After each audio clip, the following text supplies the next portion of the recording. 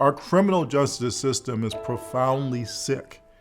We lock up people for being mentally ill, for being poor, for being members of minority groups or of the LGBT community. That has got to change. You know, I'm a reformed individual who happened to spend time in the criminal justice system. You know, the things that I did does not make up who I am today. When we began in the mid-1980s, in the courtrooms in America, there were very limited options for how to do sentencing. In most cases, it was just a question of prison or probation. I found myself in the late 80s, early 90s in the District of Columbia as, of all things, a prosecutor. It was the height of the crack epidemic. And when I went to court in DC, I spent all of my time locking up young African-American men. If you go to criminal court in DC, you would think that white people don't commit crimes. For some reason, African Americans were spending more time in prison, being punished more harshly for committing the same crimes white Americans were committing, spending less time and less harshness in those sentences. It's really interesting thinking back and kind of contrasting it with what the situation is today. We were about, 5 years into the Reagan term. It was very much a lock 'em up and throw away the key era. Well, the United States has become a world leader in its use of incarceration. We lock up our citizens at a far greater rate than comparable industrialized nations and others as well. People have realized how costly it is to maintain the current criminal justice practices. You can find across America, people understand something's wrong. Our prisons are loaded and overcrowded. And yet, when it comes to the crime rate, there's no real change. It's not, I don't think by accident, that there's a disparity in the individuals who are more likely to wind up in the criminal justice system. Typically, that's men and women of color. This is the social issue of the 21st century.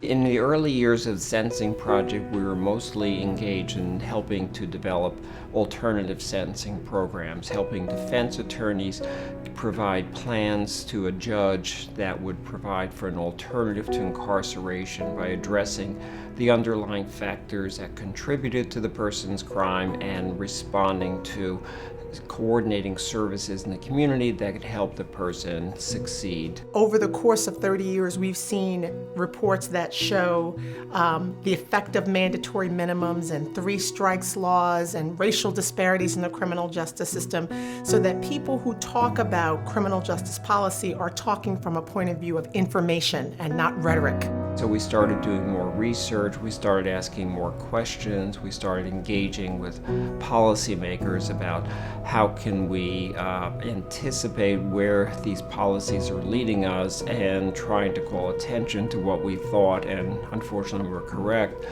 was the development of mass incarceration. The way that the sentencing project has pulled out that data and publicized it has been so helpful in the country. They were the first people to start collecting the data that detail this vast expansion in mass incarceration and this vast expansion in race disparities. They're the people who told the story of what was going on. They bring to our attention those specific cases that we can use to dramatize the need to get this done. I can't say enough for their research work.